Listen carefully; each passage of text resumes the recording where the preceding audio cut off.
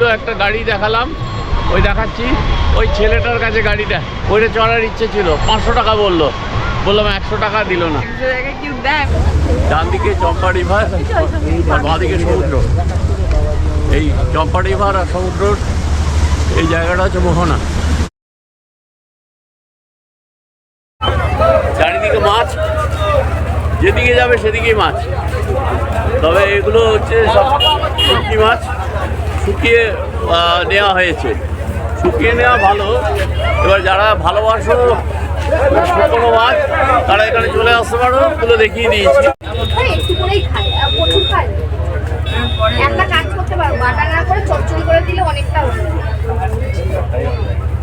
লোটে মাছ তো, হ্যাঁ, লোটে মাছ ফ্রাই করতে পারো, আলু বেগুন দিয়ে করতে পারো, আটাও করতে পারবে, ভেজে এনে কিলোতে চিল দিয়ে সেদ্ধ করা যাবে।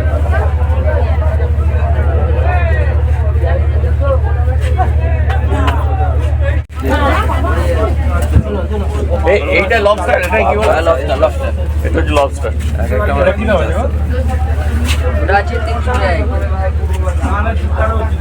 এই দেখো পাপা পাপা,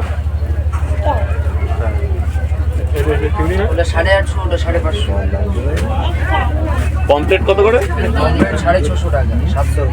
650।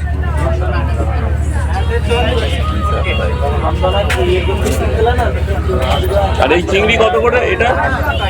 850।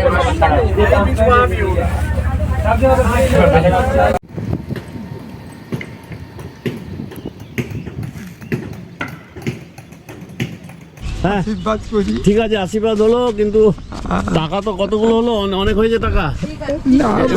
খেয়ে নিন। বাদাম খাচ্ছি, বসে বসে বাদাম খাচ্ছি। আমার সহযাত্রী ঘোরার প্রোগ্রামে একটা না একটা মন্দির থাকবেই। 8:38, 255.7। আমি ট্রিপ এটাকে 0 করে দিলাম। থার্ড ডে, এখন স্টার্ট করছি। গুড মর্নিং আমার প্রিয় বন্ধুরা। শিবালয় রোড থেকে স্টেট হাইওয়ে 57-এ উঠে পড়লাম। 13 এবং 14 ফেব্রুয়ারি শিবালয় রোডে একটা হোটেলে এসেছিলাম। আজকে ছেড়ে দিলাম ওই হোটেলটা। কি এমন কোথাও থাকি নিউ দীঘার দিকে, এবং যেখানে গাড়িটা কমফর্টলি রাখা যাবে এবং রাস্তাটাও একটু প্রশস্ত হবে। তা সেই খুঁজতে আমরা চলো এগিয়ে পড়ি। যারা প্রথম দীঘা আসছো তাদের বলি যে এখানে প্রচুর প্রচুর হোটেল আছে। তুমি তোমার লাগেজ রেখে পরপর হোটেলে কথা বলতে পারো, তো ভাবতে পারবে না আমি অনেক কমে হোটেল পেয়ে যাবে। হোটেলটা তোমার থাকবে, নাইট হল্ট করার জায়গা, তোমার আশ্রয়, সেটা অবশ্যই ভালো হতে হবে, সিকিউরিটি হতে হবে। কিন্তু তার মানে এই নয় যে আমি সারাদিন হোটেলের ভেতরে বসে ছবি তুলবো, সুইমিং পুলের ছবি তুলবো, এটা নয়। তোমাকে তো আনন্দ নিতে বাইরে বেরোতেই হবে। সকালের দীঘার এই ফাঁকা রাস্তায় গাড়ি চালাতে ভালোই লাগছে। সামনেই আসছে জগন্নাথ দেবের তোরণটা, চৈতন্য তোরণ নাম দিয়েছে। ডান দিকে জগন্নাথ মন্দির,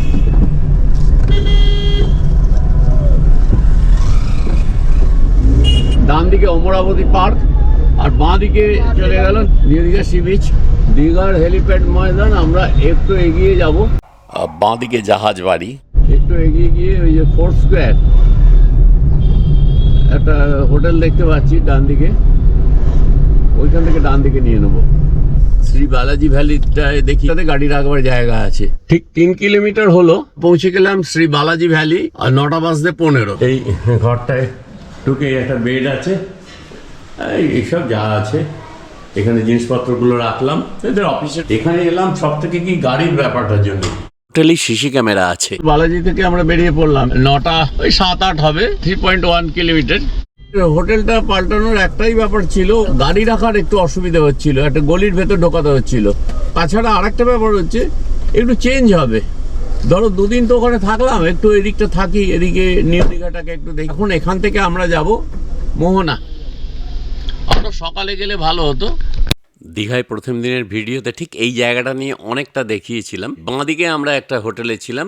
আচ্ছা, এখন ডান দিকে রাস্তাটায় ঢুকে যাচ্ছি, সোজা রাস্তা কোনটাই চলে গেল, এই দিকে চলে গেল চম্পা নদী আর বঙ্গোপসাগরের মোহনা।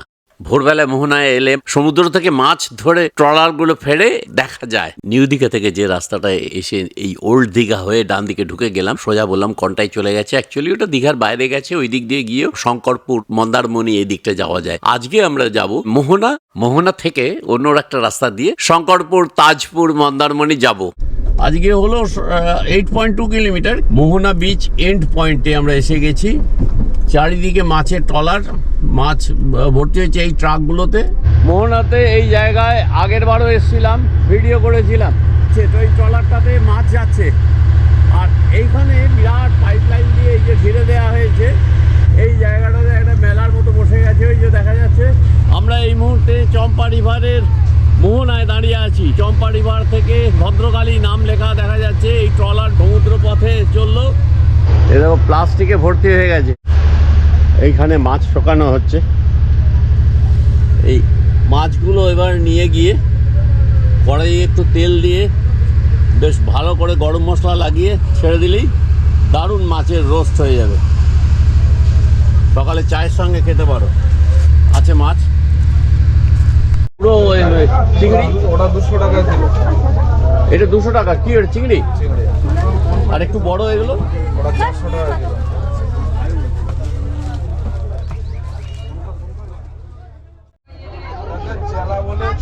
হ্যাঁ হ্যাঁ, চল 60, 70, 80। 70, 80।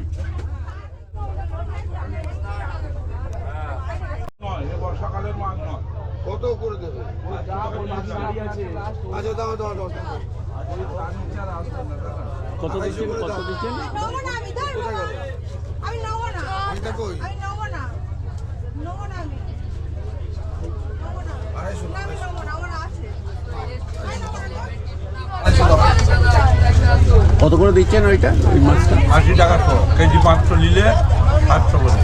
হ্যাঁ এই যে আমার মাছ 80 টাকা শ। যে মাছটা নিয়ে আসছেন, এই মাছটা গরমে খাই বেশি। 80 টাকা শ। আড়াইশো দাও, আড়াইশো।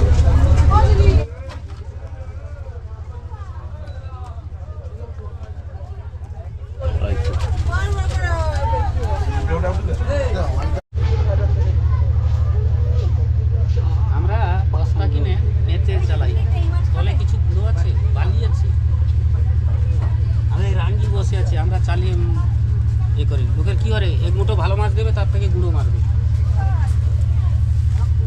দিয়ে দাও, এটাও দিয়ে দাও।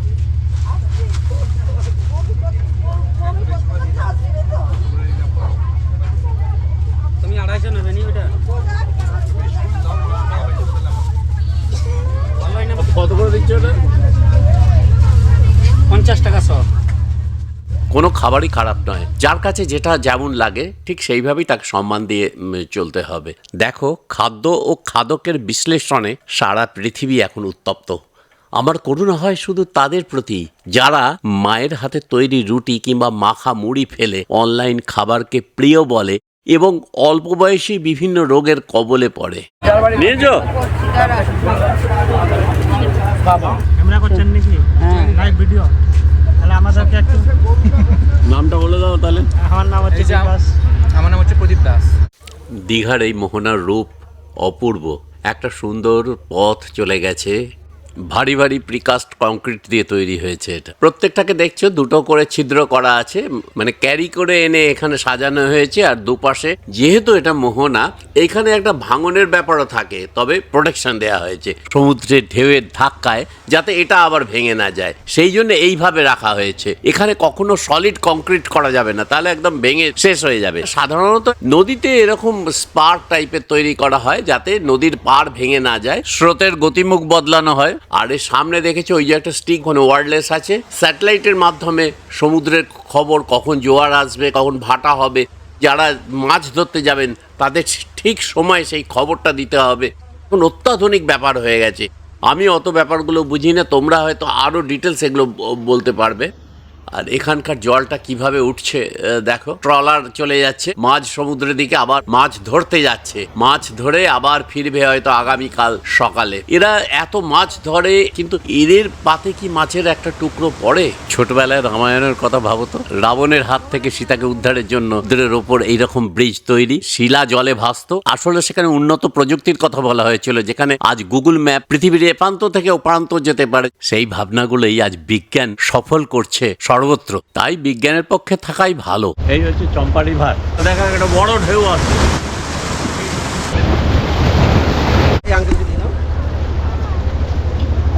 এখানে ছবি তোলা হচ্ছে।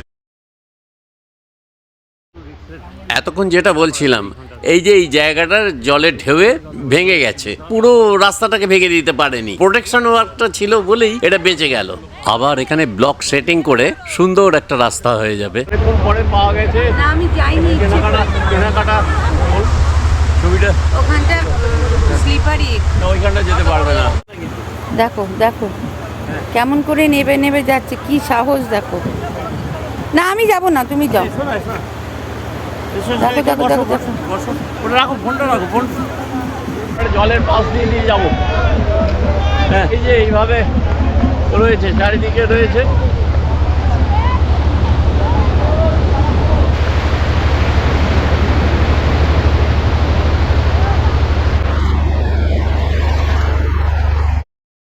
কেন জানি না, মোহনা সি বিচে এই দৃশ্যটা আমার কাছে অদ্ভুত লাগলো। তোমাদের কেমন লাগলো জানিও।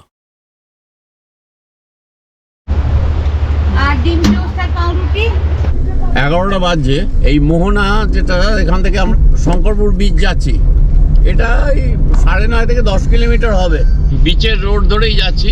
এদিকে একটা রাস্তা ছিল, ডান দিকে বেরিয়ে যাচ্ছি, এদিক দিয়ে গেলে 9.5 কিলোমিটার। যদি না ঘুরে যদি সোজা যেতাম, তাহলে ওই SH57-এ উঠতাম, মানে যেটা কটাই রোড বললাম, মানে যেটা নিউ দীঘা থেকে ওল্ড দীঘা হয়ে বেরিয়ে গেছে বাইরে, ওই রাস্তাতেই উঠবো।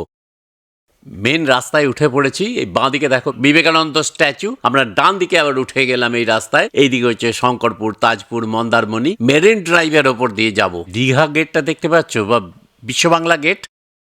ভালো জিনিস হচ্ছে এই ডান দিকে সব চেয়ারগুলো করে দিয়েছে, চেয়ারে বসে থাকতে পারো ঘন্টার পর ঘন্টা, কোনো কাজকর্ম যখন থাকবে না। খুব সুন্দর রাস্তা।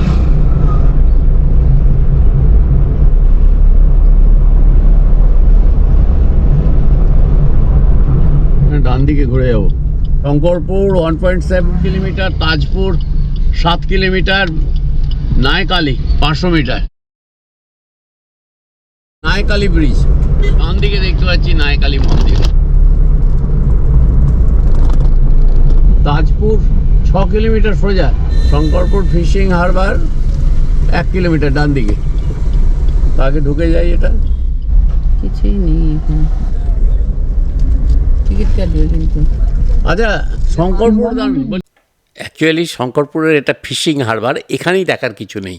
আর পাশেই একটা আছে বিশ্ববাংলা বিচ শঙ্করপুর, ওইখানে একটু ট্যুরিজমের ব্যাপার ট্যাপার আছে।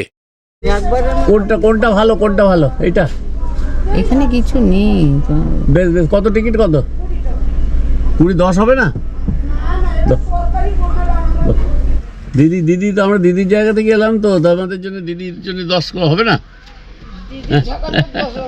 দাও। আচ্ছা, কোন দিকে যাও? সোজা ঢুকো। আচ্ছা, সবাই আসে এইটাতে আসে না ওইটাতে আসে? একটাতে প্রথম যেতে, আবার ওই বিশ্ব বাংলা। আচ্ছা আচ্ছা। ও 20 টাকায় জলে গেল, দেখার কিছু সেরকম নেই। এই রাস্তাটুকুই বেশ একটু ভালো লাগছে। আমরা এখানে আরেকটা বিশ্ব বাংলাতে যাচ্ছি। এখানে এমনি কিছু দেখার নেই, সি বিচ। ডাব খাবে? না খাবে, খাও একটা ডাবে জল খাও। দাঁড়া না না, বললাম তো চলো। এটাই হলো অরিজিনাল ভলিউম। ফেসবুকে যখন বলে তোমরাই বিচার করো, আমি তো দেখি না।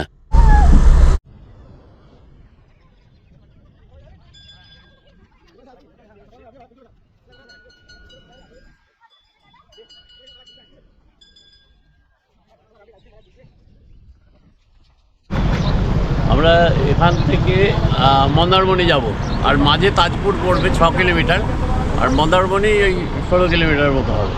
তো ওখানটা ঘুরে এসে আমরা এখান থেকে দীঘা বেরোবো। 20.2 কিলোমিটার হয়েছে। সামনেই তাজপুর, আর আমরা যাব মন্দারমণি, আসবার সময় তাজপুরটা দেখলে দেখব। মন্দারমণি হচ্ছে শঙ্করপুর বিচ থেকে 16 কিলোমিটার, তাজপুর 6 কিলোমিটার। তাজপুর চলে এসেছি, এই হলো তাজপুর, পাশে আমাদের সমুদ্র চলছে। আমরা যাব এখন মন্দারমণি, তাজপুরে নামছি না। ভাত খেয়ে নাও না। হ্যাঁ, কোথায় কোথায় এই যে ডান দিকে তুমি ভাত। খাবে তো? তুমি খাবে তো? আমি ভাত খাবো। তাহলে চলো চলো। খেয়ে নাও এখানটায়, পরে পাবেন না, এত দরকার নেই। সস্তায়।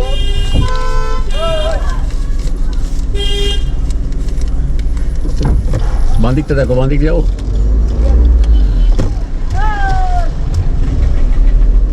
দেখি, দাঁড়া দাঁড়া দাঁড়া।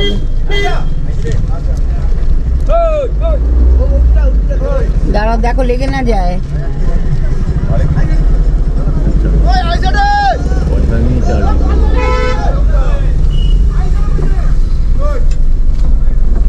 মন্দারমণি সমুদ্র সৈকত, সোজা গেলে 10 কিলোমিটার, চাউলখোলা 17 কিলোমিটার, এটা জলদা ব্রিজ, জলধা খুঁটি, মন্দারমণি ডান দিকে।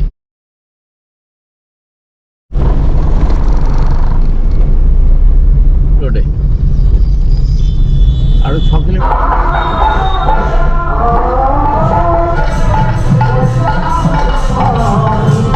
লেগে না যায়।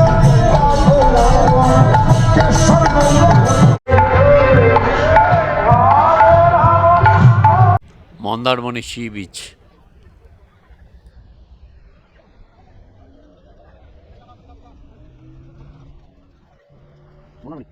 হোটেল বা রেস্টুরেন্ট, তলায় জল চলে আসবে। না না, তুমি নাও, আমি খাবো না, আমি একদমই খাবো না। খুব মিষ্টি। না, এতে আমার আর কাকিমার হবে না, আমরা টায়ার ফেটে যাবে বসে। লাঞ্চ করলাম, ভাত, রুই মাছ। দীঘা সফরের তৃতীয় দিন, মন্দারমণি থেকে ফেরার পালা। আজ শিবরাত্রি, সামনের নাচটা দেখো।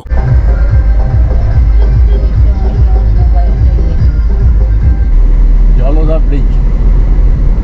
15ই ফেব্রুয়ারি 2026, শিবরাত্রি। আর কিছুক্ষণ পরেই আমরা ফিরে যাব নিউ দীঘার কাছে। নায়কালী ব্রিজ। নায় মানে এখানে নৌকোয়, মৎস্যজীবীর ব্যাপারটা তাদের নৌকার সঙ্গে সম্বন্ধীয় ব্যাপার। কিন্তু মা কালী বহু পুরাতন। নৌকো যাতে ঠিক মতো জলে ভাসে, সেইটার জন্য তারা কালীর কাছে পুজো করতে যায়, সুস্থভাবে যাতে ফিরে আসে, তার জন্য তাদের এইখানে পুজো করতে। নায়কালী ব্রিজ পেরিয়ে এসে নায়কালী মন্দির, ব্রিজ থেকে জাস্ট নেমে স্টেডিয়াম টাইপের একটা আছে, আর এই মন্দির, আর এই বিরাট পুকুর।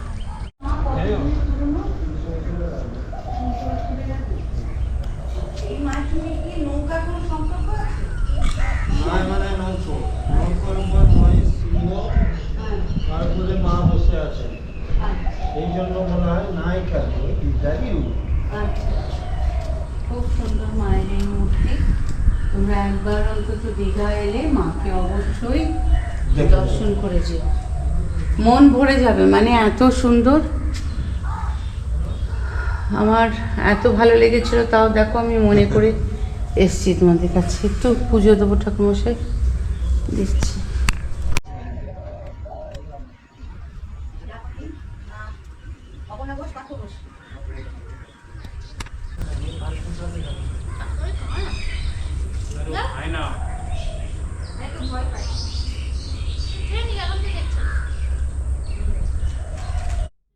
মন্দারমণি থেকে প্রায় ফিরে এসেছি। দীঘা আর মাত্র 6 কিলোমিটার। আর পশ্চিমের সূর্যের আলোটা দেখো।